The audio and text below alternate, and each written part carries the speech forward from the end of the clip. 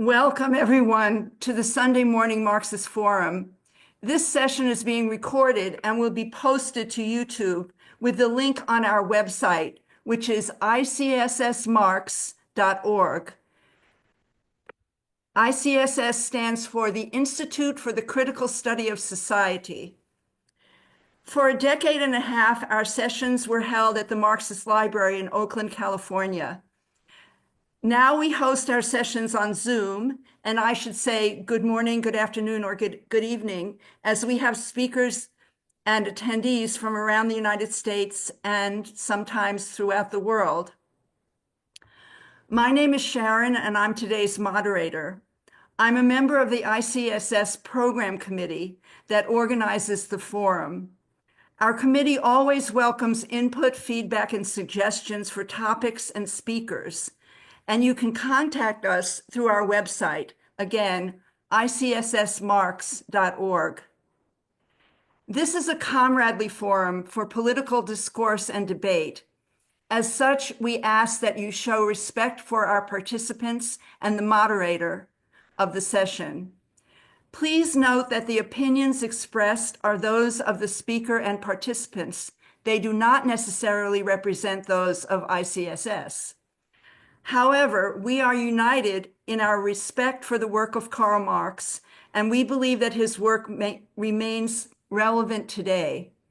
Our motto is taken from Marx's 11th thesis on Feuerbach. The philosophers have interpreted the world in various ways. The point, however, is to change it. Our session today is entitled From Shanghai to Xinjiang. Bay Area activist Elicha Gastelumendi is originally from Peru. Rick Sterling, originally from Canada, is president of the Mount Diablo Peace and Justice Center and is with the Syria Support Movement and Task Force on the Americas. Elicha and Rick will talk and show photos from their October 2024 visit to China. They were on their own in Shanghai and will describe what they saw in a community far from the booming downtown. Following that, they joined a delegation to Xinjiang, organized by retired San Francisco judge Julie Tang. Xinjiang is a large autonomous region, thousands of miles west of Shanghai. This was a central gateway in the times of the Silk Road and in the developing Belt and Road Initiative today.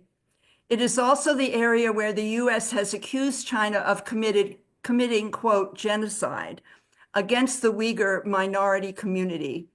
Rick and Elicha will describe what they saw and experienced in travels from desert below sea level to high mountains, as well as agricultural fields and an elementary school. Welcome, Elicha and Rick. Please begin your presentation. Thank you. Yeah, thanks very much, Sharon. And it's nice to be back at the what I still call the Marxist Library, ICSS. And so, sorry for those who have been with us from the start. We had a little technical problems, and hopefully that's been resolved.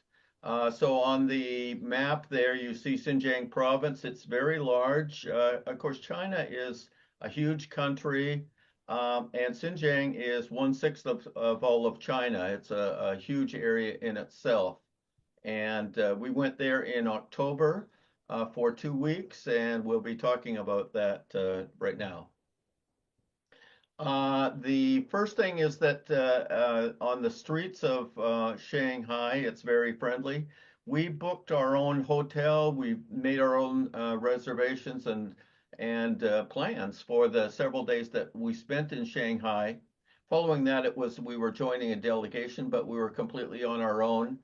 And we wanted to get a glimpse of what it's like in a community not in the downtown area, but is more representative of community life in Shanghai in this case.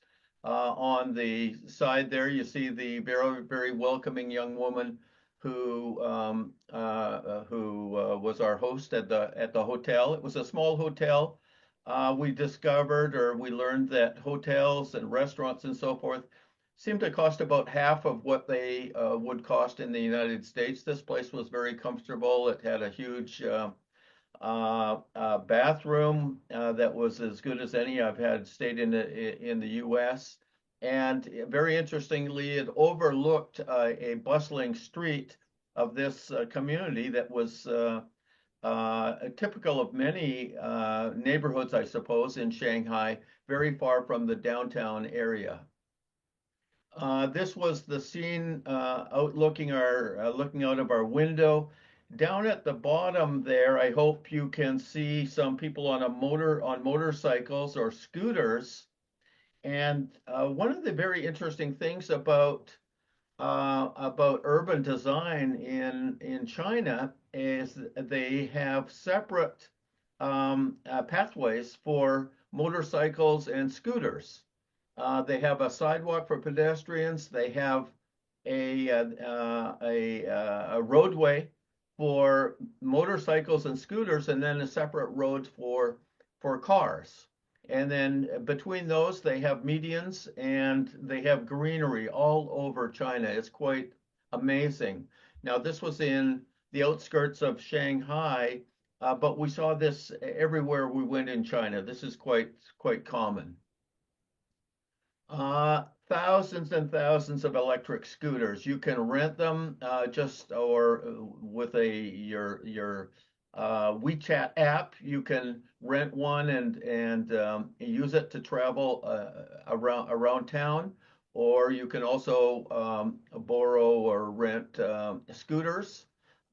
This was an area that was just a couple blocks from our hotel in Shanghai, and we were kind of astounded by how many scooters there were.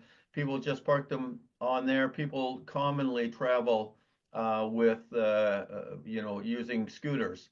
They are all electric. We learned that 20 years ago they passed regulations in China to eliminate gas-powered scooters and motorcycles, and so they're all electric. We went when we were our purpose at the beginning was to get a sense of just community life in China, not the towers of downtown Shanghai, the finance capital of China, but what it's like in a normal neighborhood. And so this was a park that we went to, and as you can see, there's just like here, you've got a lot of grandparents with their grandkids looking after them. This was a couple of young women who were exercising, and in the community park there, and they had some very good skills.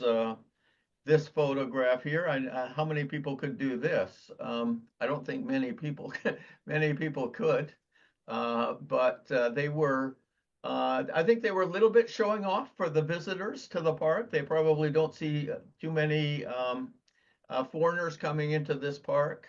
And it was also interesting that in other areas there were people playing cards and obviously doing a bit of gambling, a little bit of yuan or renminbi on the tables, and they were not so happy to see us looking at them. It's probably a bit of a gray area to be gambling in public, but they were having fun and not doing any trouble, so that was fun to see.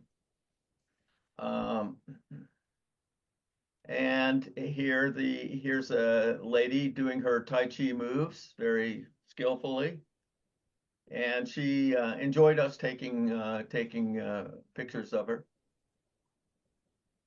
And you can see on the right there, you can see the fellow in the back there. So it wasn't just women who were stretching and exercising.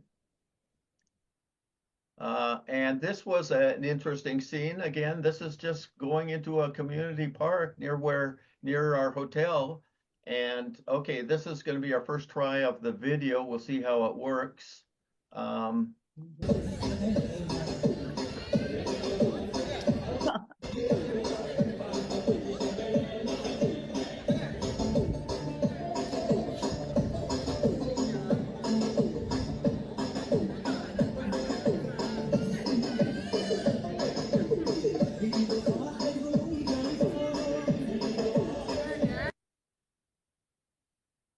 so does that, is that coming through okay?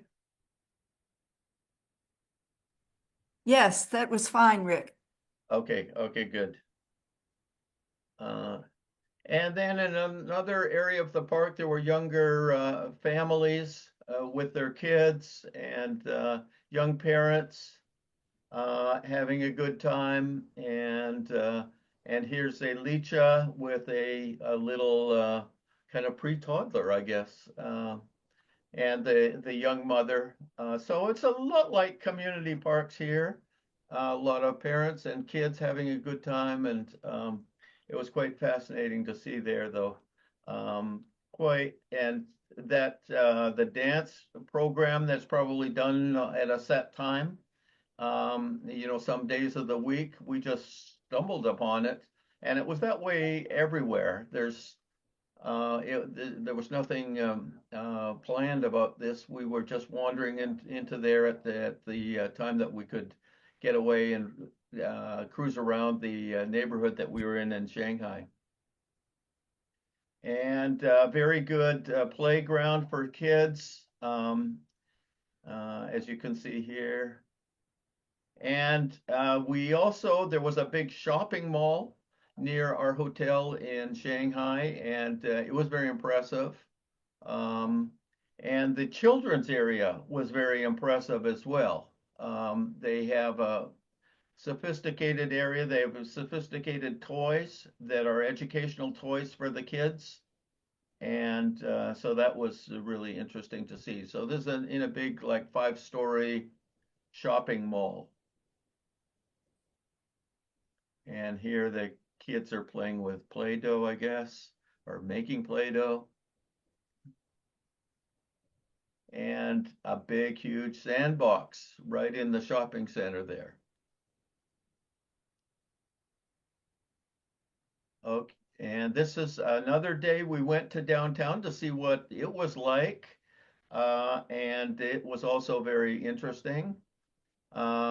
You've probably seen photographs of the skyscrapers and the unusual architecture in urban Shanghai.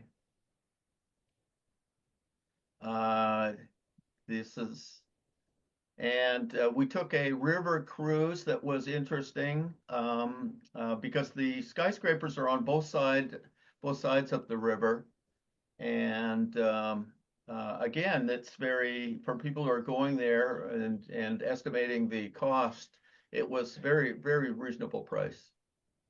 I think it was maybe $4 or $5 to take a river cruise for an hour and a half. And on our way back, we were looking for the metro, the subway system, and we were having a little trouble finding it. And so we were walking on some of the back streets of Shanghai, and that was interesting. This is obviously old buildings that have not been it has not been redeveloped in this area, but just look how clean the streets are. I can say they also felt very safe. And whenever we were, people would offer to help us if they could. We had a very limited, we knew a few words of Chinese, but that was it. But people were very helpful that we met. And then following our 4 days in Shanghai, we flew 2,500 miles to Xinjiang, and very impressive scenery outside the jet windows. And so again, we'll see this map of it's called the Uyghur Autonomous Region of Xinjiang. And we flew, the capital of Xinjiang is the city that you can see there called Urumqi. And that's where we flew. And later on, following our arrival there, we went into the desert region, which is a very huge area in Xinjiang. And then following that, we went to Kashgar and up into the mountains, very close to Afghanistan and Pakistan. This was flying into Urumqi. You can see the high-rise and low-rise apartments. I think it's got 5 million, something like population 5 million people. So it's a significant city. This is the capital of Xinjiang, and it's a very, very old city going back to the Silk Road days. One interesting thing, this was arriving in Urumqi, a small step forward, a big stride for civilization, and this was the urinals in the airport. And we would see little comments like this in various places where they used a little bit of good humor or encouragement to the population.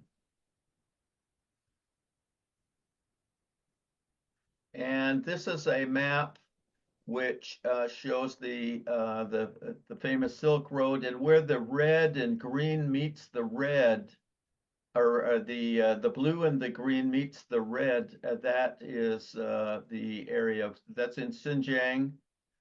The white area is to the right of that is the desert, and you could see the Silk Road went both south and north of the desert. But at the heart of it was really Kashgar and Xinjiang.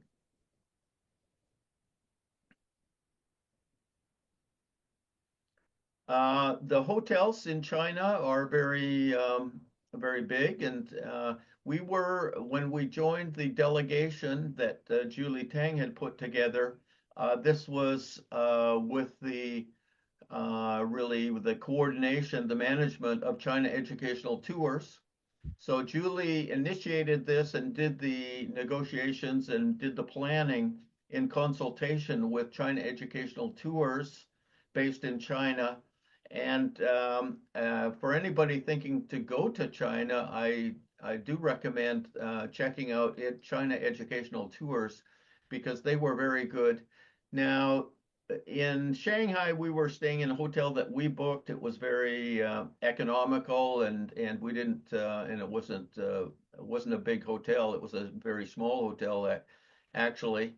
But once we joined the delegation, we were staying in big hotels, 4-star hotels for the most part, and they are, very sophisticated. And this was the lobby in that hotel. And you can see the mountains. This was looking out our hotel window in Urumqi at that hotel, and there are mountains very close by. And we had 2 guides, one guide in Urumqi and another guide in Kashgar. And both of them were Uyghur. This fellow was very one thing which was especially impressive right from the start, his English was almost flawless. He almost didn't have any accent. And we learned that the Uyghur language, because of the intonations of the Uyghur language, they are adept at speaking other languages. And so they have great skills in that area, and he was very effusive, and here he is showing us the Uyghur dancing style.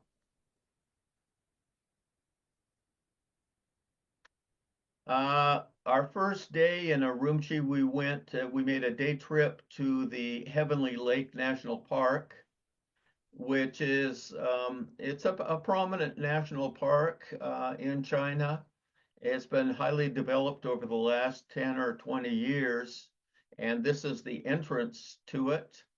Here we've got a gateway where people go in and they buy their tickets, and then after that you get on a bus which takes you up into the mountain and to the lake and the national park area. But you can see the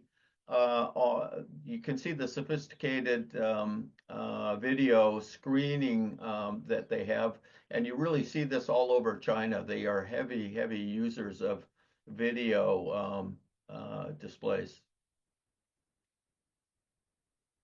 And this was on the bus driving up to the lake, and here is the lake. It was very beautiful. Lots of tourists come here all the time. We were there in October, of course, late October, and it was not busy. It wasn't busy, but there were lots of people there. It's very popular with the Chinese to visit their own national parks, of course. And here are three of our travel compatriots, and Julie Tang, the organizer of the delegation, is in the middle there.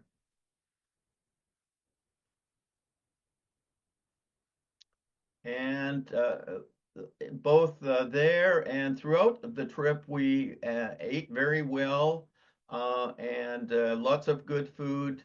The food is different in the Xinjiang area, and they have some more Arabic influence in their food. There's a lot of lamb, of course. There's not much pork, but it was very good. A lot of naan bread and things like that.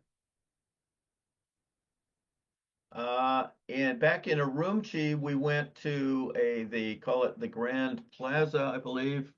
And nightly they have events with showcasing the Uyghur culture, music and dance.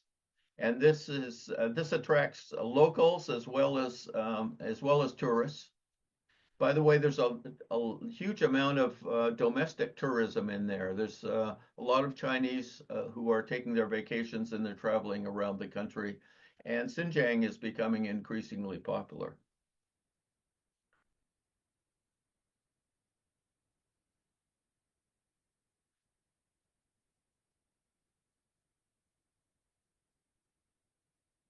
And at night we went to a nightclub showcase of a dance group that performed dances of different cultures, different minority cultures and minority regions within China.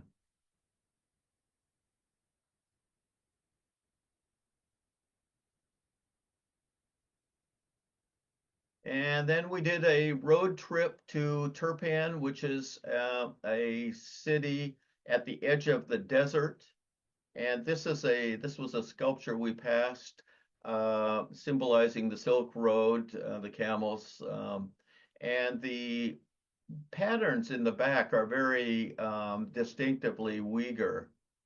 They use that design a lot.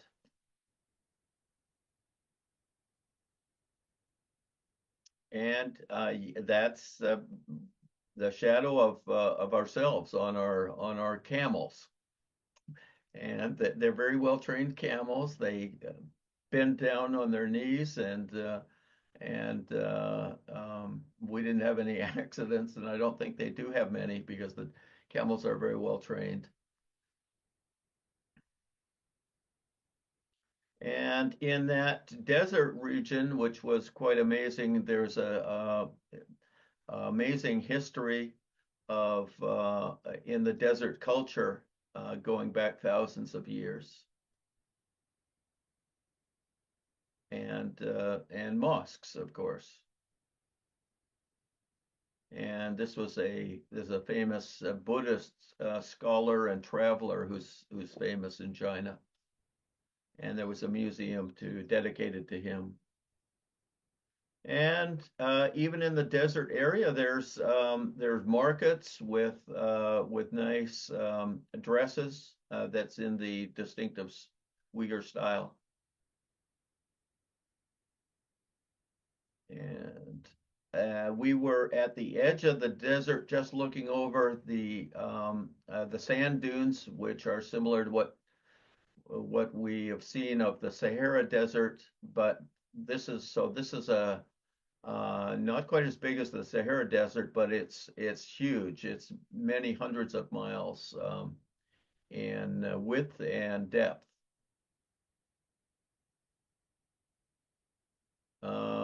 There are cliffs and there's color. It's hard to see in this photograph, but there's definite color patterns running laterally on the cliffs. And here was an oasis and desert village that we visited. They grow huge quantities of grapes in these areas. It's huge grape and melon producing area. And there's also, because it's very proximate to huge mountains that are part of Afghanistan and Pakistan, of course, you've got a huge, you've got underground rivers that flow underground and that are tapped into by the towns and where there's an oasis. And so it was quite really very interesting to see how they tapped into the water and would use it to make tremendous agricultural production in the desert with underground water rivers that are flowing from the adjacent mountains.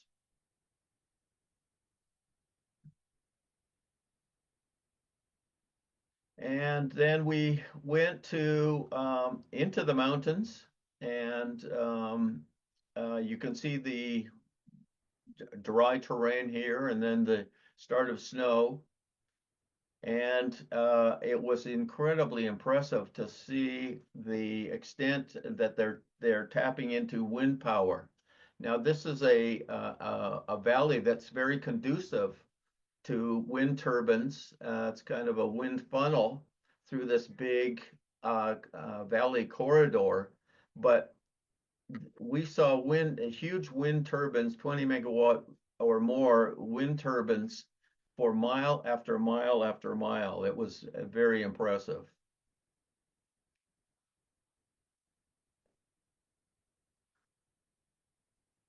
And both sides of the road had them, had the wind tunnels or had the wind turbines. And here you have an electric charging station for electric cars and the wind turbines in the background. The canyon leading up to the higher altitude was very impressive with very dramatic scenery and a lot of impressive road construction. We did have checkpoints at various points. There was a checkpoint after we arrived in Urumqi from the airport, and there was a checkpoint on the road up into the mountains, which is close to the Afghan and Pakistani border, as I mentioned. But otherwise, we didn't experience checkpoints. In these cases, we were on a delegation that had been organized with China Educational Tours, so our guide took our passports in, and they were checked, and we proceeded. There's some very interesting YouTube videos of individual and young couples who have traveled around Xinjiang, and I recommend those also for anybody interested in learning more about Xinjiang. And they, like one British guy was hitchhiking around Xinjiang, and he documents his experience. Lots of young couples, I've seen videos, and before I went, I was curious to learn a little bit more. So I looked at some of those YouTube videos that are very interesting, and they underscore what we experienced, that it's a very welcoming place, and and we didn't have big problems anywhere. This again is the valley, and coming out of the mountains. Tajik hospitality. We spent part of a day with a Tajik family, so that was very interesting. They are Tajiks rather than Uyghur, and you've got Uzbeks and a lot of different nationalities in this region, which is, there are 7 countries which border with Xinjiang. So Uzbekistan, Tajikistan, Kyrgyzstan, Pakistan, Afghanistan.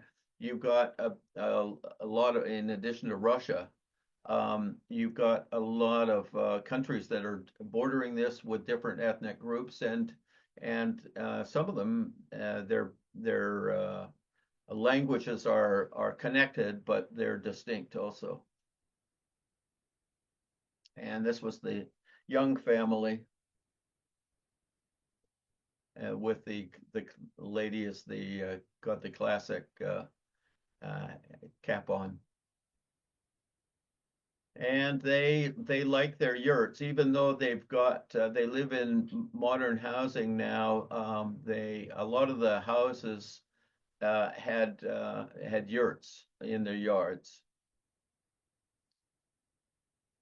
And this was the hotel we stayed at in Kyrgyzstan. And the city is adjacent to this to what is called the Stone City, and this was thousands of years old. As I was mentioning, there's a lot of domestic tourism. These were some people who were very friendly. They spoke some English, and we chatted with them. I asked them where they're from. They said Inner Mongolia, which is a province in China.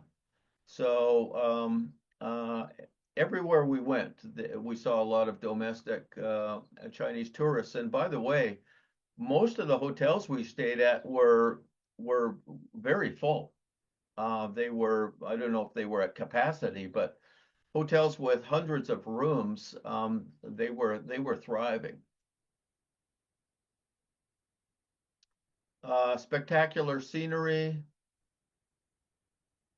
And this is a scene from Kashgar, which is an important Uyghur city near the border. And I've got this video will give you an image if I'll try this out, see if it works.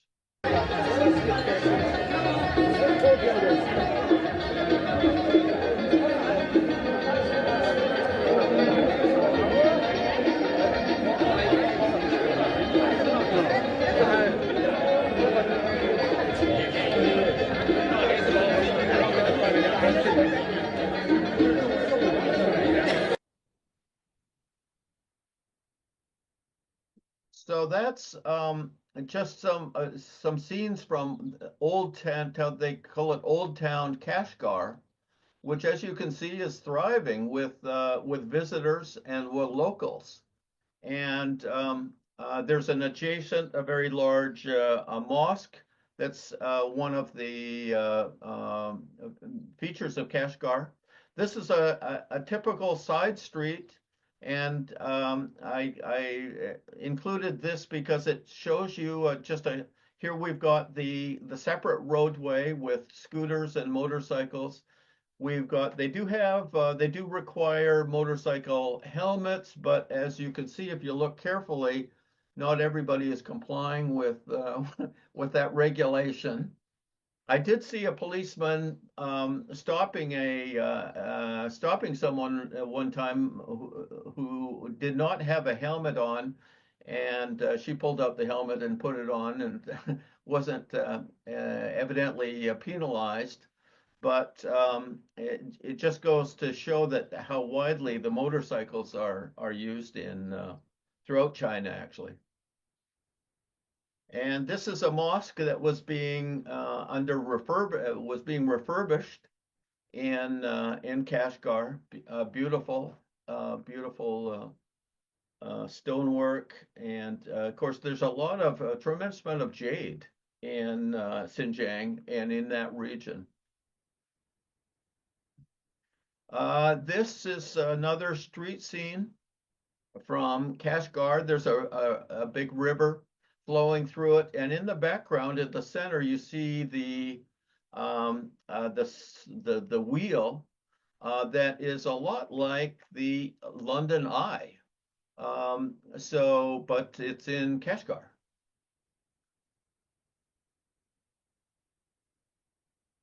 This was a hospital that we passed by. And this was looking out our window at our hotel window. And this interested us because there is a big building that's under construction. And so they around the perimeter of the building, they have nice scenery. They've got posters. If you look above the cars at the bottom there, you can see the nice scenery. So when you're at ground level, you don't see the construction site. You just see some, scenic pictures. But meanwhile, they've got a major construction going on. And here were all the workers. When we zoomed in, here were all the workers going about their business, getting ready to pour cement. And this is the entrance way to the old mosque. It's the major mosque in Kashgar, and it's open. As I say, it doesn't have walls. It's open to the air, and it was very interesting to go there on a Friday. It's full of people praying, of course. And we also made a point of going to I think this is every Sunday, they have a farmer's market in Kashgar. Of course, Xinjiang is an agricultural province, and the Uyghurs are agricultural. Traditionally, they're heavily reliant on animal husbandry, and this was huge. There were thousands of people here, and they were buying and selling both individual cattle and groups of cattle or goats or whatever kind of livestock. So it was a thriving place, and they had a huge market alongside that. Horses for sale, people buying and selling them. And it was just packed. It was hard to get into. And this happens once a day, once a week. This is a kind of a special thing to go to if you do visit Kashgar.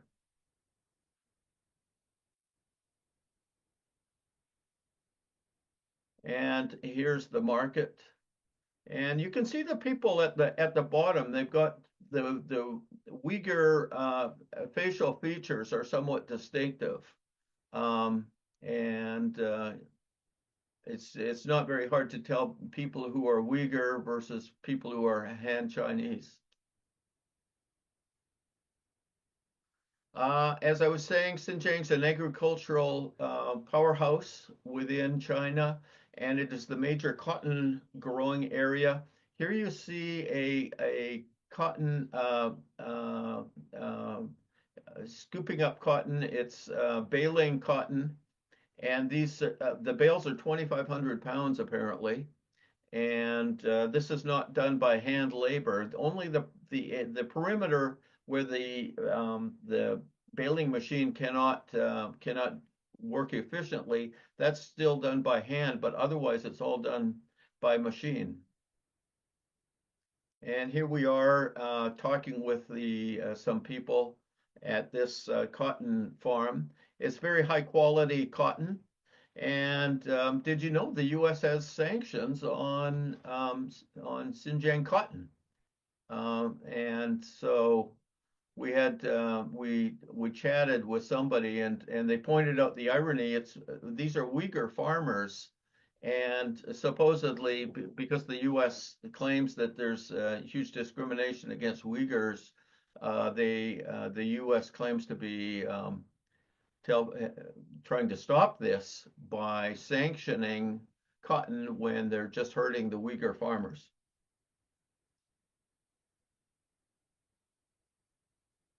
And there we could see 3 people running this machine, and we chatted with them a little bit, and very efficient operation. And I asked about the machine. Of course, they started off using John Deere and other Western equipment, but now for 10 or 20 years, they've had Chinese machines that do this. And this is it was a very new agricultural science laboratory that we visited, and it was impressive. And this is part of their efforts to modernize agriculture, to increase the quality and the yield. And so they have this laboratory there. This is on the outskirts of Kashgar. And here was the rather young lab director. And this was just a little display that they had for visitors inside. It was interesting. Across the street from the laboratory was a very interesting place, which was huge amounts of greenhouses, hothouses. And so you can look down that road behind us, and you can see it extending into the far distance. And each of these hothouses that you see on the left, they were also on the right, and each of them is about 100 yards long. So it's a tremendous resource, and it's all very sophisticated. Okay, so this is inside one of those hothouses, and in this one they're growing tomatoes, and they're controlling the temperature and the humidity and the watering of the plants, of course, and very sophisticated. It's a huge, extremely productive. And here's the control unit for this hothouse. And here's Elicha looking at this thriving garden and very much appreciating it.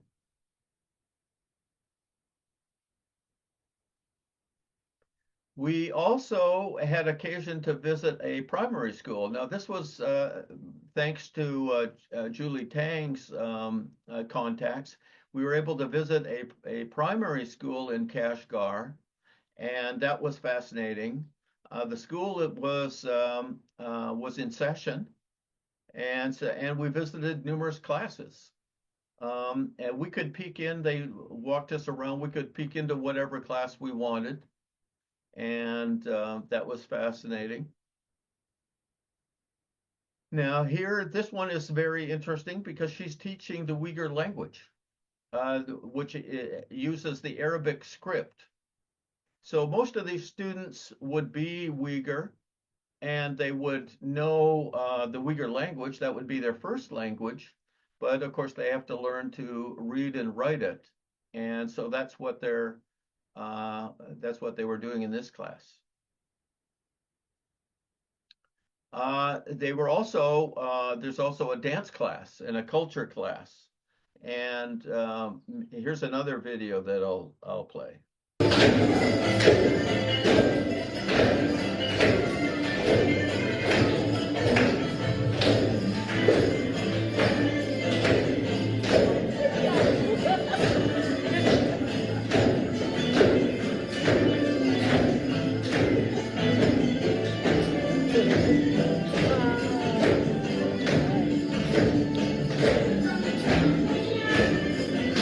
Love dance. And here I got inspired and started trying to dance myself. So you can see the video. I forgot I was filming at the same time.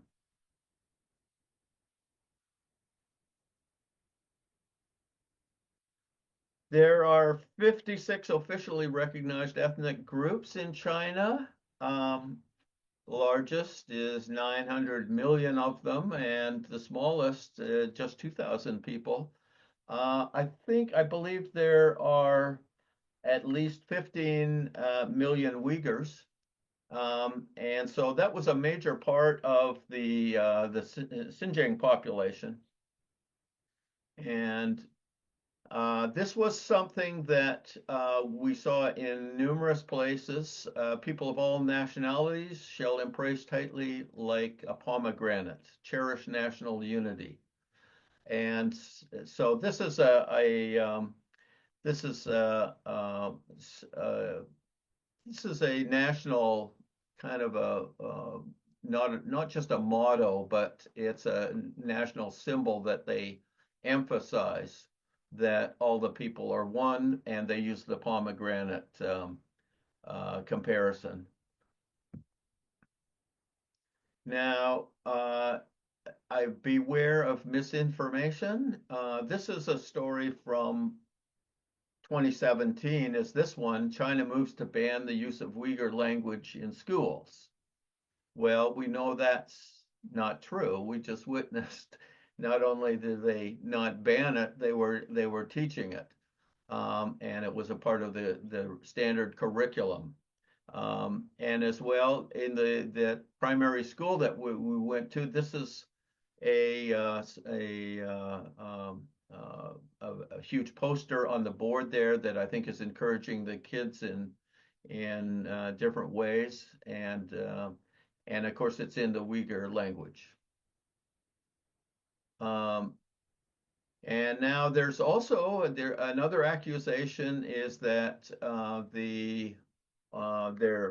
there is no terrorist threat in China, that the Chinese accusations that people have sponsored terrorism are false.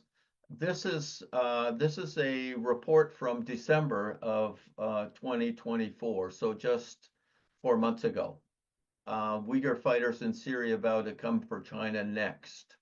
And it's a fact that the Uyghur militias and militants and extremists have been part of the jihadist assault on Syria from 2014 on, and they have their own militia.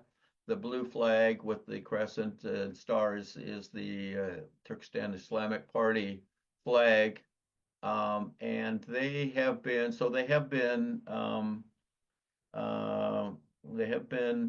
politicized or indoctrinated with a belief, and I think there's considerable evidence that the West has had a big part in that, of course, and it goes very much along the lines of the politicization that was done in Afghanistan, which of course has led to the decades of disaster there when the Saudi Arabia and the West indoctrinated people to go up against the progressive Afghan government when they had it beginning in 1979. But in any case, it's a fact that there is a small element of extremists who are of Uyghur nationality or Uyghur ethnicity, and so China is doing what they can to counter that. And our experience, this is the last photo of my slides. Basically, we had a very good trip. This is our delegation. That's Julie Tang, the organizer, on the right. And we had a very good experience both in Shanghai and in Xinjiang. And I would recommend people to go to it. So that's my part of it. Elicha's going to talk a little bit, and we've also got some videos. How are we doing on time? I think we're doing okay. Of course, we want to Um, have questions and answers at some point. Yes, so we will give you more time, of course, because we started so late. Mhm. But we do want to have some discussion. Yeah. Yeah, okay. Shall I go on? Yeah, go ahead, yeah, with the discussion, and if we have time, I will add whatever I wanna add, but it's not so important. Oh, so you don't want to do the, I did not say I don't wanna, I said, go ahead with the discussion. If you're sure you want to do that, that would be Yeah, fine. that will be, yeah, I think that is more important to get feedback from you guys. Mhm. Okay, so if you, it's easier for me to see who's, okay, good. So people should raise their hands. Thank you very much, Rick and Alicia, for those beautiful slides and your talk. It reminded me of my trip. I was there in 2010, and we visited parks wherever we went. I danced my way across Yunnan province. Maybe someday I can go back, someday soon I can go back and visit Xinjiang. People should raise their hands if they want to participate in Q&A. Raise your hand through the react button on the bottom of your screen. I just want to take a minute to talk about our future programs.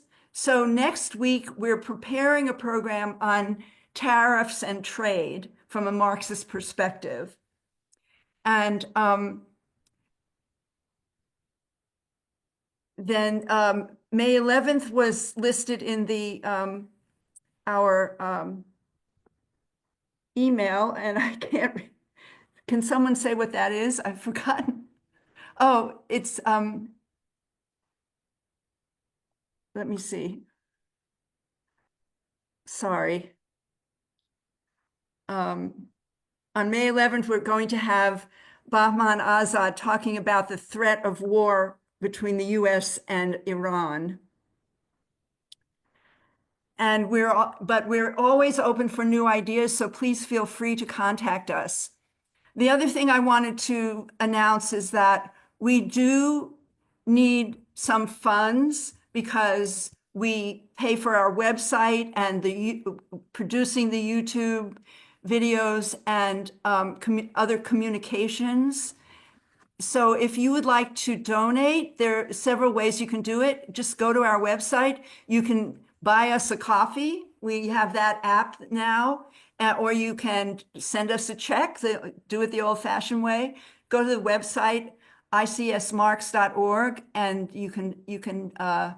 we'll be happy to take your donations.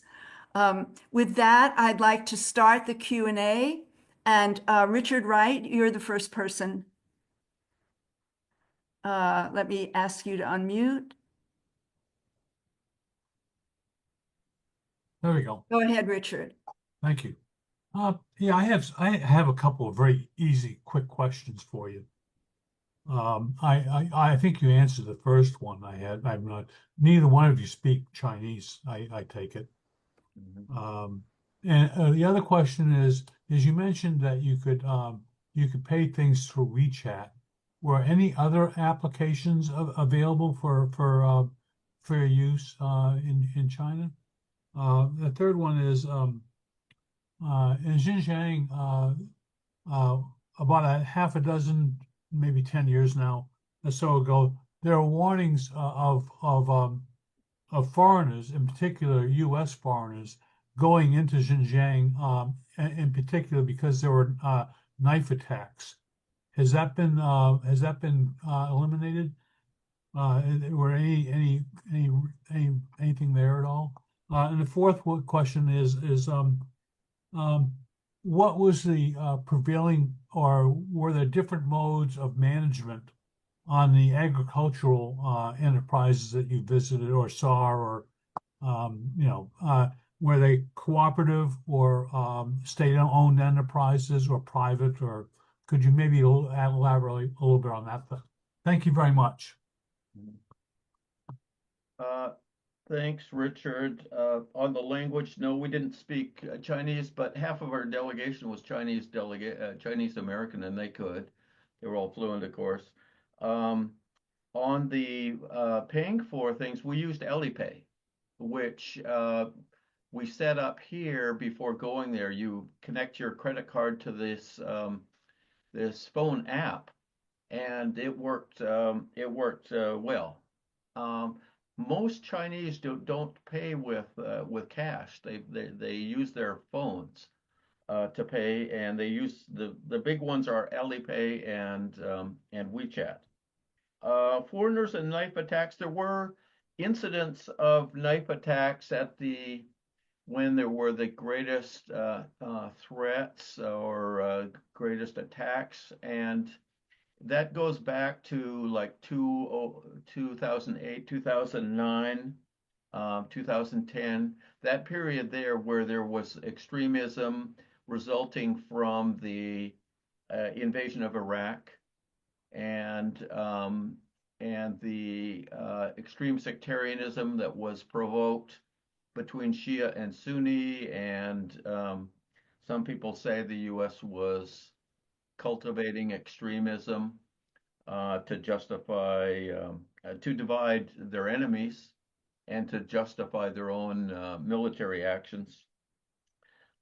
As to the farms, I think the farm we visited, the owner was present there. He was the man on the left of the pictures, the videos. He owned the farm, and later on, we were invited by his family to have dinner with them to share a meal and dance with him and the family. They get a lot of support, but these are private people that own their lands and they produce all the cottons. I don't know if all of them are like that, or that's not the case that we visited. mm-hmm.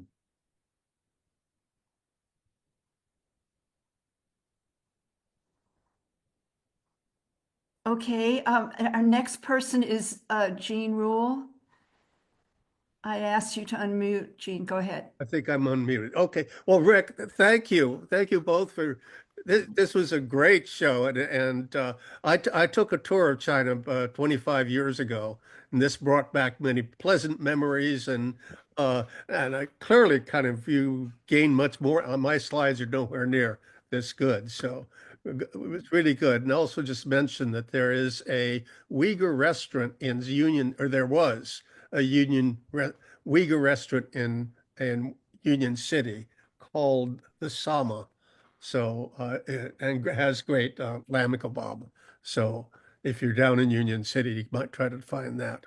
But I guess my question is more kind of geopolitical, because I know that there is the one China principle that is the policy of the People's Republic of China and also the UN, NATO, and all countries in Asia and most of America, but says that there's one China, and Taiwan is part of China and an inalienable part of China. And I know that United States, although it formally accepts this principle, has been stirring up a lot of trouble in Taiwan. And you have reports that Taiwanese are, getting ready to be invaded by China, which is just, clearly bogus. But I wonder what the situation is with Xinjiang. And you mentioned a little bit about Xinjiang and also Tibet, which is part of China. So, but again, thank you for this, and really appreciate your talk. Well, I think in Xinjiang, the Uyghurs are part of the community. They own it. We didn't see in any way any police or harassment or a presence that will be intimidating. It's a very peaceful community, very safe, peaceful. I don't think we can address in depth to your question of. I know for a fact that through my reading there is a lot of recruitments and easy way for Uyghur people to come to the United States and live here and become the voices of resistance, or whatever resistance is. But And we did not see any harassment or discrimination of the Uyghur community. Yeah. There was very little police presence or let alone military. The one exception to that was at the Grand Plaza, which is this huge area with a large mosque and big congregations of people. There was a military style vehicle with police on top of it with weapons. That was the only, and that may be because that had been the scene of some incident many years in the past. But otherwise, there was extremely little police presence. In fact, I don't even know I can't even recall what the police uniforms looked like. They were so they were almost absent, almost totally absent. Mhm. My question was more in terms of U.S. sponsored action. I know that they've, the United States does this in Taiwan and also in Tibet. I'm pretty sure they've, the CIA paid the salary of the Dalai Lama for many years, but so that was Yeah. more having to do with U.S. involvement there. Right, and that still goes on. The State Department propaganda about Uyghur, about Xinjiang continues. The sanctions continue, and there's been statements, and there's Uyghur U.S. funded organizations which put out this propaganda all the time. But we didn't see any evidence of dissension or problems there. Now, granted, we don't speak Chinese, let alone Uyghur. I would say that of the two guides we had, one was very, very much on board with the Chinese Communist Party, was a big fan of Xi Jinping. The other was not. And his father or his grandfather had suffered when the Chinese came to power in 1949, and had lost some property, and so so his family had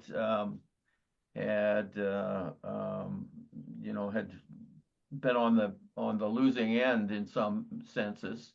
He certainly didn't, he was very circumspect in what he said, but it was clear enough that he was not a big fan of the Chinese Communist Party. But he was also very clear that the conditions of life for most people, and the majority of people in Xinjiang are Uyghurs. The conditions of life are really greatly improving. The investment. One thing that's very interesting there is they have an active national policy of helping the less developed areas of the country. So 20 years ago, and we had people on our delegation who visited 20 years ago, conditions were much less favorable than they are today. There's been huge improvements. Of course, there have been huge improvements throughout China, but especially in the areas that were less developed, because the wealthier provinces are expected to donate, to lift up, and to help, and to equalize the less developed and the less wealthy parts of the country. Thank you. I'm going to call on Citizen of the Planet, followed by Mehmet. But first I wanted to say, Elicha, when you speak, can you get closer to the mic? Some people are having trouble hearing you. I will try to. I'm trying to be close to Rick when I speak. Nobody just go forward. Oh, Good. Where is the mic? Mike's there. Okay. Yeah. Citizen of the Planet, please unmute. Go ahead. Okay, thank you very much. So I'm going to pose a question slightly humorously, if you don't mind. So the burning question on everyone's mind, so to speak, is when will the U.S. go to war with China? I've often disputed the idea that I've heard for many years now that the U.S. is going to war with China and the U.S. is going to war with Iran. And I say if the U.S. didn't even go to war against North Korea, what makes anyone think that the U.S. is going to go to war with an international thermonuclear ballistic missile superpower, a country of 1.4 billion people, as opposed to the US's reported 330 million people? And I pointed out before here that the US lost its last war with China, and that was during the Korean War when US troops went up to the Yalu River, and China said, if you come up here, we're going to invade. And China ran the US all the way back down below the 38th parallel. So, and the Quincy Institute, I don't know if I mentioned it, predicted that the US was going to war against China 3 years ago. I think that was Michael Clare, if I have the name correct. He was on KPFA. And if I can sneak in another quick question, how do you About think— 30 seconds left. Oh, thank you. How do you think Chinese companies that have focused on exports to the U.S. Will survive in the new trade environment provoked by U.S. tariffs? Thank you. Maybe I will just comment that in my sense, I'm not very political, but I will say the U.S. had been at war with China all this time in many ways, now more aggressively with its sanctions. But China had been getting ready for these sanctions for a long time, and I think the exports to the U.S. have been minimized, and the internal production of China is being reduced and the consumption is being raised. That they have their own ways to deal with sanctions, and they have a lot of connections with all over the world. Peru is one country, my country, that has a lot of cars, Chinese cars, all over, and Venezuela and Nicaragua has buses and things like that. So China doesn't have a shortage of sending their production. It's the U.S. that's going to be hurt mostly. That's my opinion, humbly. Mm-hmm. And of course, I was talking about a military war. If you can answer that question. Right. Yeah, I think there's not going to be a military war. I think the war that we're seeing right now is the war that's happening. It's sanctions, it's now the tariffs, it's propaganda, it's trying to destabilize China through the accusations of discrimination against the minority groups within China, such as the Uyghurs. I think the U.S. has had a program of trying to do that to weaken its adversary for many, many years, and that will continue, and it may escalate. But the U.S. is not in a strong position because while we're dependent on Chinese products for a lot of goods that everyday people use, China's not dependent on everyday products from the U.S. The products that they do import from the U.S. are more high-end and that are wealthy Chinese buy, but not the everyday Chinese. And China has diversified its exports all over the world. So Africa, Latin America, the rest of Asia, China is sending all over there. So if the exports to the U.S. Decrease precipitously, as is likely if Trump follows through with the extreme tariffs, it's going to, they're going to feel it, but it's not going to be a big blow. They've been preparing it, and they have a program now of becoming totally food self-sufficient. So that's another thing in their favor. So I don't think what would the U.S. militarily try to occupy China? That's beyond the realm of possibility. Would they simply attack it, trying to hurt it? That's possible, but what would be the end result except the further decline and escalated decline in U.S. status around the world? So I think I don't see the military option being implemented at this point in time or given current circumstances. And did you give a full reason why you don't think the U.S. will go to war against China, military war? What would be the point? China is they got 1.4 billion people. Their economy is diverse. It's spread out. They've got factories all over the country. What would be? It's not as though the U.S. is going to try to occupy China.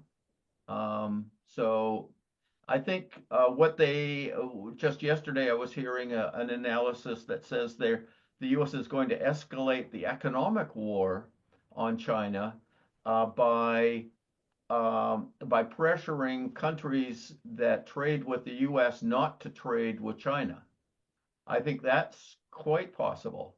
There could be aggressive moves from the Trump administration to pressure any country that they can to cut off their trade with China. That's, I think that's quite possible. But in the end, it's going to backfire because it's more and more obvious that it's the U.S. that's the bully, that doesn't follow equal relations, that doesn't follow whether it's the World Trade Organization or UN international law. The U.S. is violating it, and it's the U.S. that's the bully and trying to get people trying to subjugate other countries. And Thank I you. think we will have more on this whole discussion next week when we talk about tariffs and trade.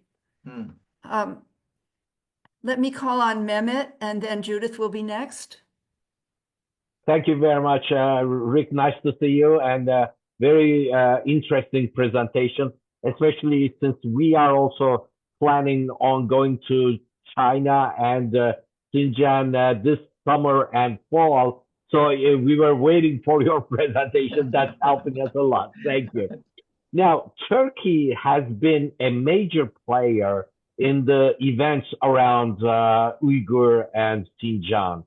The people who are actually taken from Uyghur and who are fighting in Syria, as you mentioned, have camps in Turkey. And Turkey controls them, organizes them, trains them, and then sends them to Syria to fight, because Turkey claims that they have the racial or national link to the Uyghurs, as they are considered Turks. But it's very interesting that Turkey just we didn't hear it from the Turkish side, but Russians exposed that Turkey had Turkey had an application to go into BRICS. And just last week, China accepted Turkey to enter BRICS. And Turkey is the number one instigator of hatred of this. But it's very interesting that with the double-faced play that Turkey does, more than, I believe, 40 countries signed a protest against China on what it was supposedly doing in Xinjiang. But Turkey was not in that list. So that's very interesting, because Turkey knows where it is going to do trading with, where the bread comes from, and also while it is tied to the imperialist bottom. So to cut it short, when I mentioned that we are going to go to Xinjiang, I get this question a lot, saying, are you going to really see the full picture? They are going to hide it from you. You're only going to see what they want them to see. So my question to you is, did you feel free? Did you feel that you are actually seeing the whole thing? Or did you think that you were being played? Thank you. Mm-hmm. Well, we felt very limited because of the language, but there is more than language. Elicha, can you speak into the microphone a little more closely? Yeah, we could walk on the streets. We did shopping. We had dinner at restaurants. We were just like anybody, any person from that population, and we didn't see any, like I said earlier, we did not felt unsafe, or we did not see anybody being scared or afraid, or a feeling of. I come from a country that had been in the state of siege for years, Peru, when I was there, and I know the feeling of being very careful when you're walking on the streets, and that wasn't the feeling that we felt in either part of China where we visited. It felt very, very comfortable. Yeah, yeah. And we went to the school, and I'm sure they selected the school. I'm sure it was a good school, and I'm sure the principal told all the teachers, we're going to be having some visitors today. But you can't fake a classroom and the kind of things that we saw. I don't think you can fake them. This may have been one of the better schools in the city, but I doubt if it's beyond out of the norm. And especially, we were looking at the class books. The textbook was in Uyghur, so so I don't think we were. I don't think we were played in the sense that we got a false image. Now, how much could we see? We did ask about the claimed concentration camps. We never got. What we did get was that they were never concentration camps. They were education facilities that did vocational training, and that also did education around extremism. And I frankly don't see anything wrong with that. There was a lot of indoctrination that went on, including through Saudi-funded mosques. And my homeland, Canada, there were numerous Canadians who went and fought in Syria and died because they were brainwashed in Saudi-funded mosques in Calgary. And so I don't see anything wrong with education. There have been some wild accusations, 1 million people in prison in Xinjiang. I think that's just total nonsense. What we did learn is that the education facilities that they had been that program had been terminated. It had been ended. They had done their work in educating and finding out if there was any really extremist elements. But just as the terrorist actions that did take place happened over 10 years ago, I think the education efforts that were made, I think that they're in the past. While you are there, enjoy the food. It's so good. The lamb is shish kebabs to die for. Is it as good as it is in Turkey? I don't know. It's so good and fresh and. Right, he's Turkish. Thank you very much. No food is as good as that, Mehmet. All right, there you go. Thank you so much. Thank you. Judith is next, followed by Janet. Okay, can you hear me? Yes, we can hear you. All right.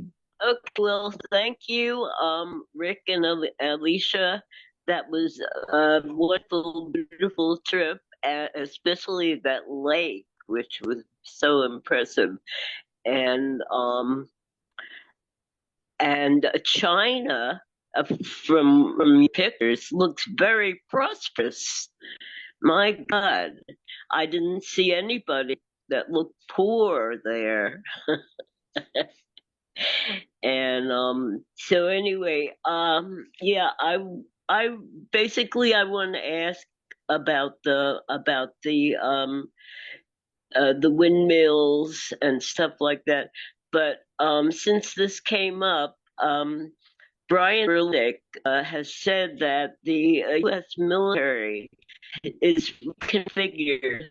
They're now training.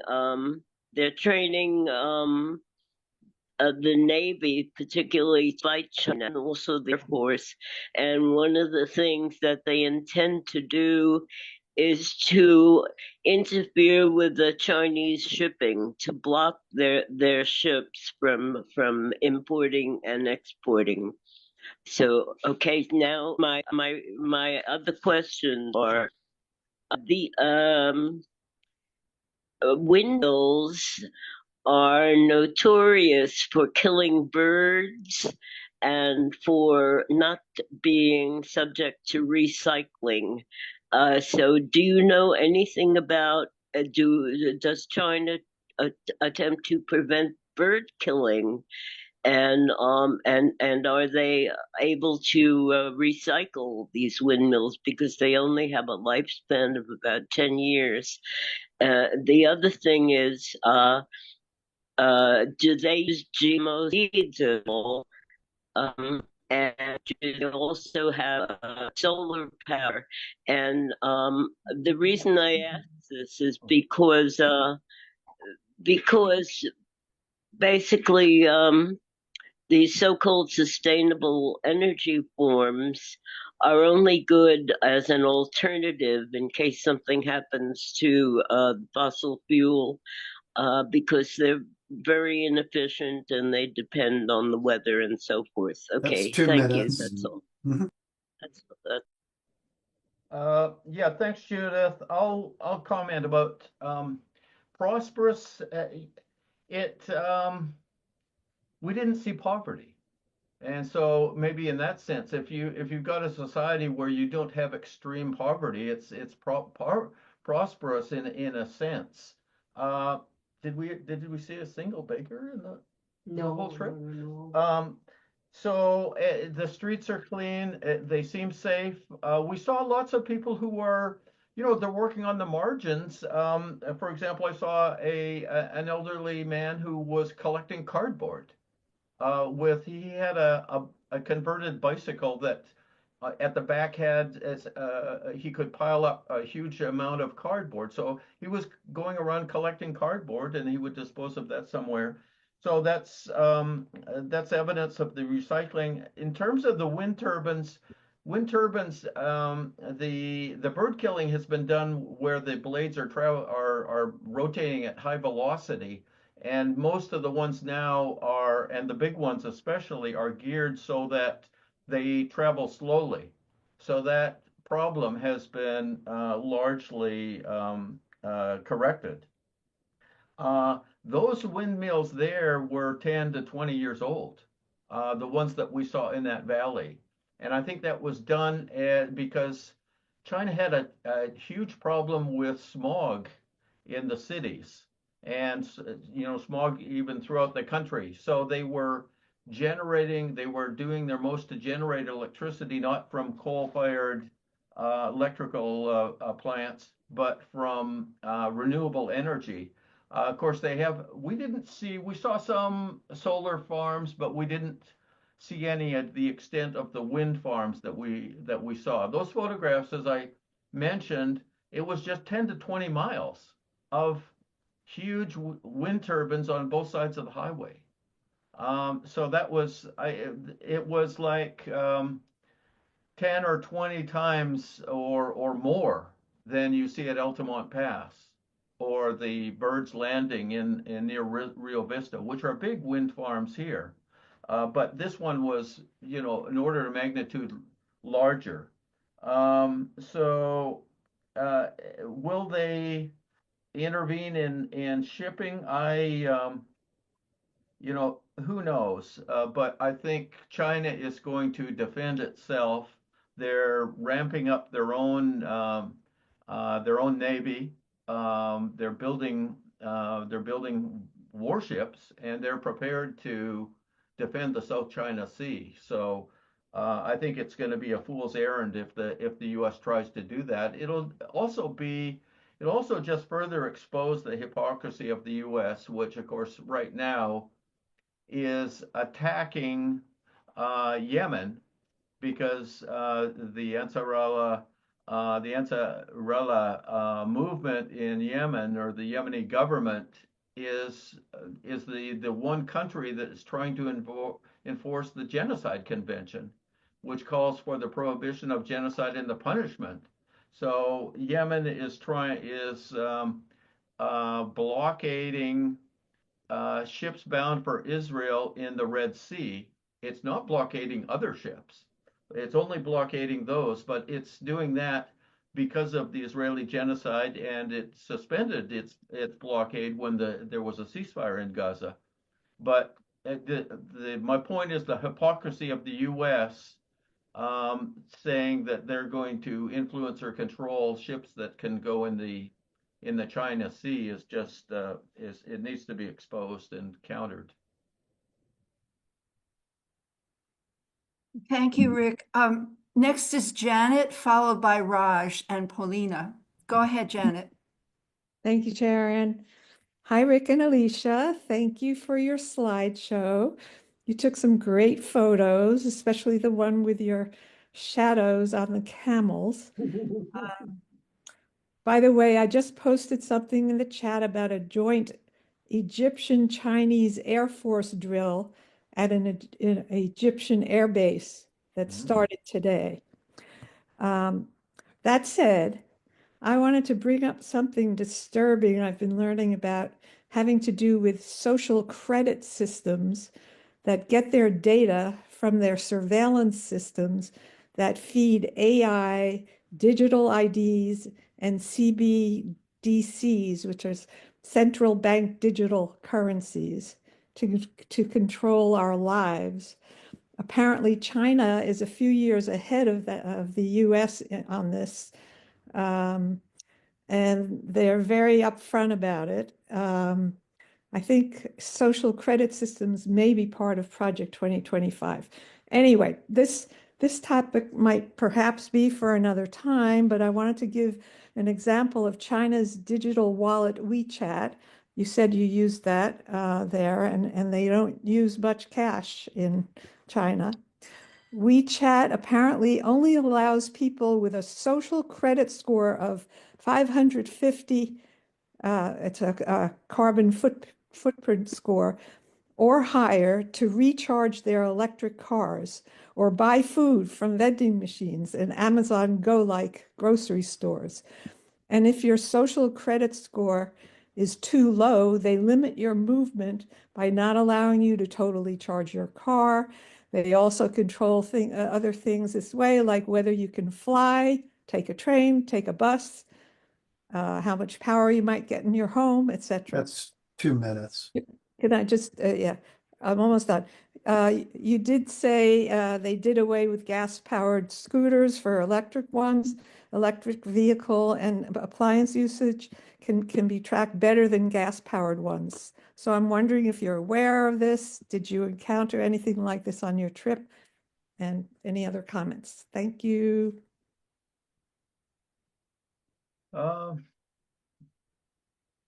I don't know. I think all of that is so new for all of us. I don't understand. I think every country now, and the US probably is an example of how they are looking into everybody's life. And I cannot say anything about China. Probably they also are doing that. I don't know if they are using it to what you have heard is that a very negative way of using that system to control the people's lives. Yeah, I think we used WeChat for communication among our group, both before the trip and during the trip. I had problems using the payment side of it. So we used Alipay for that. I think it probably is. I think surveillance is part of modern society, whether it's in China or the UK or the US. There are cameras everywhere, and it was revealed that the US has taps on every email that's sent. And so I think that is part of life today. And we did. Now, one thing that we did encounter that was unpleasant is that I couldn't use I had a lot of problems with Gmail, and so they do control the internet there, so you have to get a workaround there. But I did not have any problems with Gmail. I don't know why was it. I had absolutely no problem with Gmail, but you did have. And I think he was trying to use the hotel Wi-Fi, and I wasn't. Right. yeah. Yeah, that may have been, Elicha was using our T-Mobile account, whereas I was trying to use the Wi-Fi, and then I tried to set up a VPN, which of course is a way to get around security. And I think they knew I was trying to use a VPN, and so they targeted me more. Uh, but in terms of restriction. But there were people on our delegation that were not having problems. I did have problems. I talked with a Chinese friend of mine who I've done some work with, and he's an attorney in Shanghai, and he said, well, you have to use the right VPN to get around the controls. So there is internet control in China. There definitely is. So that's something to be aware of. But as Elicha's saying, she was just using the T-Mobile, which of course they didn't have in Xinjiang. In some of the remote areas, we didn't have signal from the T-Mobile. But it is, that was our experience. Thank you.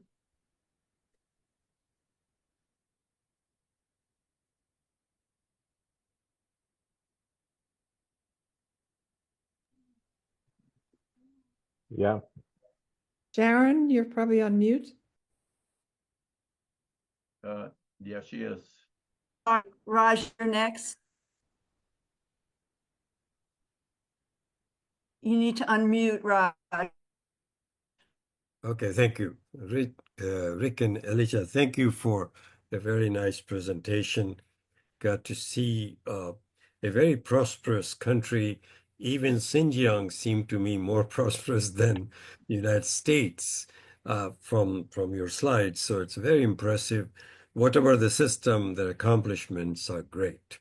I mean, Chinese accomplishments. This is over a period of just 35 years. So I think we have to pay tribute to the system that could do this. Now, having said that, I have to tell you, I came to the United States in '66. I flew into Chicago, went to University of Illinois. I hadn't gone to the Black neighborhoods of Chicago. I knew about the history of slavery and all that in reading in India in high school. So I knew there was this going on. But from a casual look, I said to myself, and I was oriented towards socialism because that was the wave in India. So as a young man, I favored socialism. But I said to myself, if this is capitalism achievement, what's wrong with it? I found myself telling myself, be honest, Raj, are you being an ideological person? So my question to you both is, what did you see in China that you can say this is socialism, not capitalism? I mean, any conversation in a socialist society, people are political. They talk politics. In a capitalist society, people become consumerist. Even if they're successful in removing absolute poverty, that's an achievement. We should give it to them. But to distinguish a socialist society from a capitalist one is not liberalism. It is really radicalism of social justice. What did you find in China during your trip that can validate that? That's my question. Thank you.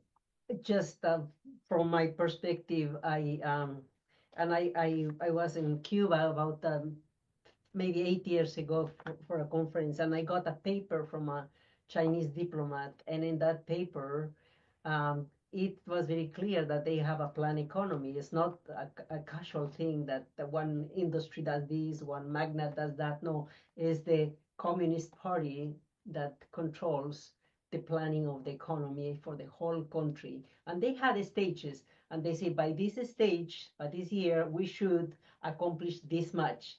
One of the things that I had read in the paper is by the 2040, all poverty, and China will be a very prosperous country for everybody, especially the agricultural class. That's their goal. to develop the agriculture in a positive way for people and bring happiness and well-being for them. And they are accomplishing that. Shanghai is one of the areas in China that was very agricultural, and the hotels, the shopping centers, the streets are just the same as Shanghai, which is a very old and very prosperous. So they are moving prosperity all over China. Is that socialism? Is that capitalism? Is that consumerism? Whatever it is, the people are enjoying it, and that's good. Education, health, access to nice things, food. They produce tons of fresh, good food for everybody, and the prices are very convenient. Yeah. Just to add another comment, in terms of, what's the nature of the society, one of the characteristics is there's more equality. Now I know that we've all heard about the extreme wealth that exists there, but it seems, I don't know to what extent that or what percentage that is, but they've definitely raised all the boats. They've definitely provided more equality, and bettering the living conditions, providing indoor plumbing to people who didn't have it before, providing, making sure nobody goes hungry. Housing, yeah. And now there were people on our delegation who have the experience of going back in China 40, 50 years when there was extreme poverty and there was extreme hunger. And some of the participants in the group recalled going back to their villages and people were dying of hunger. People were literally starving. And so China, however they've done it, and it's a fascinating question, how, to what extent is it cooperative, to what extent is it socialist, communist, and I don't know. That's an important subject for research. But what we did see and hear from across the board is that there's more equality, there's a lot less poverty, and the administration is popular at the end of the day. Now, Raj, you came to the United States in 1966. That might have been the peak, where the middle class and the working class conditions in the U.S. were really not bad at all. And it was really the Vietnam War was the beginning of the period where the U.S. would do these endless wars that cost trillions of dollars, and instead of investing in improving conditions in the U.S., we invested in war abroad, killing millions of people, killing tens of thousands of U.S. citizens, and bankrupting the country. So that, I think you arrived at the peak, and it was a legitimate question. And of course, many people from the Soviet Union came here, and they would stay in a middle class area of the U.S. and they say, what the heck, boy, these people are living high off the hog, and if this is capitalism, let's have it. Of course, they were not going to the ghettos. They weren't seeing the discrimination. And what we've all seen over the last 40, 50 years is a steady increase in poverty and decline in the middle class, both in percentage and in quality, I think. So my question, just quickly to follow up, is that couldn't that be the 1966 China that you saw? Well, except that there's more equality, and in terms of their international relations, China contributes to other countries. They don't just take. And I saw that myself in the early 1970s in Africa. I was in Tanzania, working with an organization that worked with the Southern African liberation movements in Angola, Mozambique, South Africa, and so forth. But in Dar es Salaam, that China was building the Tanzam Railroad, which was a huge contribution. Zambia is a landlocked country, and the Tanzam Railroad was huge for them. China also built a huge textile plant in Dar es Salaam that allowed them to produce their own cloth. And the Tanzanians are incredibly beautiful, creative fabric designers. And that textile plant allowed them to implement their designs. So I think China does not exploit other countries. It's a win, you know, they do it because it's a win-win. It's good for them too, but it's not an exploitative relationship the way the U.S. does. Thank you. By the way, I turned off my video because my internet is unstable. We have two more people, Paulina and Golden, and then I think we're going to close at our usual time of 12:30. Go ahead, Paulina. Thank you, Sharon. Thanks, Rick and Elicha. I really enjoyed your presentation. I have a very brief question, and it's about the economist Michael Hudson points out very often that one distinguishing characteristic of the Chinese system is that banking and credit is completely nationalized. And I wonder if you could comment on that and, you know, the implications of that. Even if there is a lot of private enterprise, the control of the lending is under the Chinese Communist Party and the planning that they do. Is that correct, in your opinion? I think that's maybe correct. Yeah, there's nothing wrong with that. Most countries in Latin America do have centralized control of their economy. I think we have a pseudo control of our economy, but Wall Street controls our economy and the big investors. Yeah, that's a fascinating comment, Paulina. Of course, I have high respect for Michael Hudson, but we didn't explore that, and frankly, I know very little about it. But it's certainly the case that in this country the banks are not. It's for private business. It's all corporate, and that would be a huge way of guiding the economy through the control of investments and loans that makes all the difference, really. Well, just remember how they are privatizing education, healthcare here, and in China is the opposite. Yes, thank you.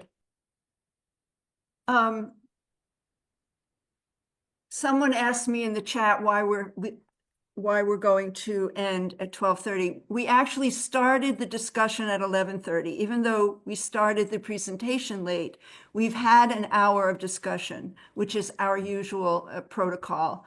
So that's why I'm saying that Gulden is going to be the last person called on. Please go ahead, Gulden. Hi, Rick and Elicha. Thank you very much for sharing your experiences with us. My question is, I believe you said that you visited there in last October. That was before Trump's time. So I have been hearing that some of the countries, some of the parts of Canada and Australia, because of Trump's policies, people are really hostile against Americans. So my question is, would there be still safe to visit China with American passport and speaking English?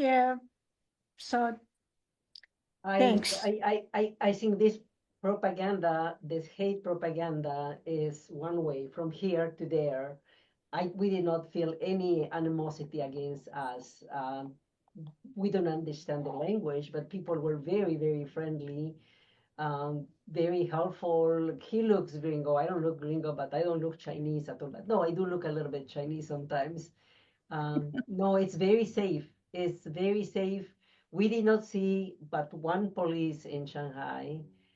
He didn't have arms. He no guns, nothing. And he was the most helpful person that did not know how to help us, and he wanted to help us. People get out of their way to direct you, to facilitate somebody looked at us and said, "Oh, you show us your identification. You are all pay half of the price of something that we needed because we were citizens, senior citizens." The transportation is very easy. If nobody bothers you, the airport, they were very careful looking at our pictures and this and that, but nothing that made us feel unsafe because we had U.S. passports. Yeah. We heard that 10 or 15 years ago, there were lots of U.S. Tourists in China. There are very few today.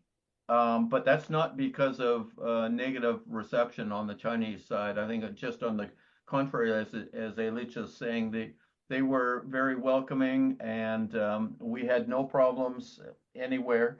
And regarding the Trump administration, of course, they had 4 years of it previously, so they're aware of how erratic Trump is. Xi Jinping, a few days ago, he was delivering a speech saying they're not worried, they're not bowing to the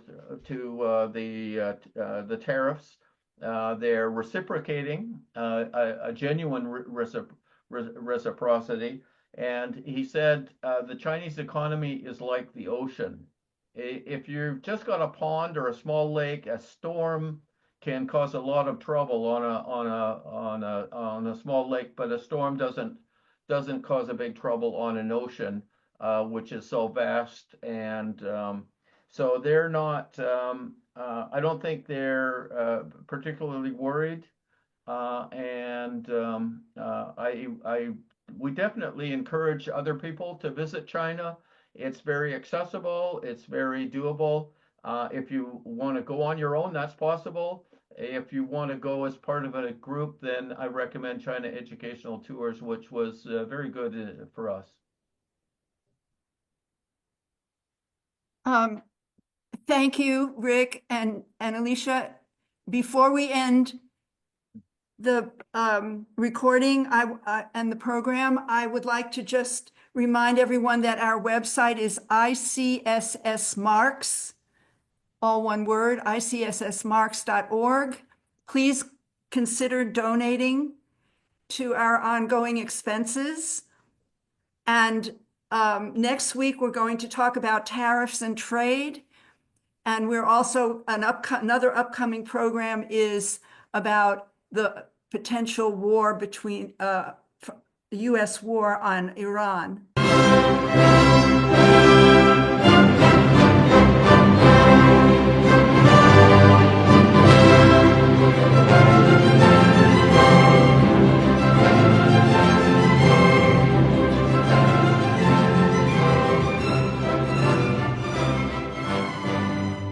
Institute for the Critical Study of Society at the Niebuhr Proctor Marxist Library receives no corporate funding, nor do we have any paid staff. We rely on the support of working class folks that share our commitment to the socialist legacy of Karl Marx. We continue to need funds to meet necessary expenses. Since we can no longer pass the hat at our in-person forums, please send contributions to our treasurer, either online via PayPal or by check. The PayPal ID is ICSS Sunday, SUNDAY, @yahoo.com, and the name is Richard Fallenbaum. And checks may be made out to Richard Fallenbaum and sent to him at 1225 Nielsen Street, Berkeley, California, 94706. Fallenbaum is spelled Fallenbaum. To donate directly to the Marxist Library, send a check to the Niebuhr Proctor Marxist Library at 6501 Telegraph Avenue, Oakland, California, 94609, or directly or donate online at www.paypal.me/npml. For information, write to npml@marxistlibr.org. And the website is marxistlibr.org.